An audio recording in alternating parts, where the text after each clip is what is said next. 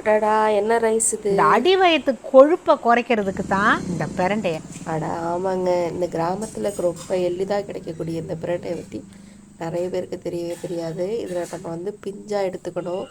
ஏன்னா அப்போ தான் நம்மளுக்கு சுத்தம் பண்ணுறதுக்கும் அதிக வேலை இருக்காது, நமக்கும் செய்யாது, கையெல்லாம் அரிக்கும். அதுக்காக நம்ம வந்து தேங்காய் தடவிக்கிட்டு தான் நம்ம இதை சுத்தம் செய்யணும். அந்த சைடில் இருக்கிற தோள்கள் மாதிரி இருக்கிற ஒரு கம்பு குச்சி மாதிரி இருக்கும், அதை நம்ம வந்து கத்தியை வச்சு சுத்தம் செய்யணும். நல்லா கழுவி எடுத்துக்கலாம். கழுவி எடுத்துச்சு நம்ம நல்லா ஆஞ்சிடணும். கத்தியை வச்சு தான் ஆயணும். கத்தி வச்சு ஆஞ்சதுக்கப்புறம் நம்ம தனித்தனியாக புளி, பூண்டு, வரமிளகாய், கருவேப்பில்லை, அப்புறம் இந்த பிரண்டை எல்லாத்தையும் நம்ம எண்ணெயில் நல்லெண்ணெயில் தான் விட்டு வதக்கணும். நம்ம ஆயிலில் வதக்கினோம்னா இது வந்து வேஸ்ட் ஆகிடும். ஏன்னா நம்ம கொழுப்பை கரைக்கிறதுக்காக இதை செய்கிறோம் இல்லையா. அதுக்கப்புறம் நைஸாக அரைச்சிக்கலாம். அரைச்சிட்டு இதை நம்ம சுடு சாதத்தில் அப்படியே நம்ம கலந்து மிக்ஸ் பண்ணி நம்ம துவையல் பரட்டி சாப்பிட்ற மாதிரியே சாப்பிட்டுக்கலாம். இது வந்து அடி வயிற்று கொழுப்பை நல்லாவே கரைக்கும்.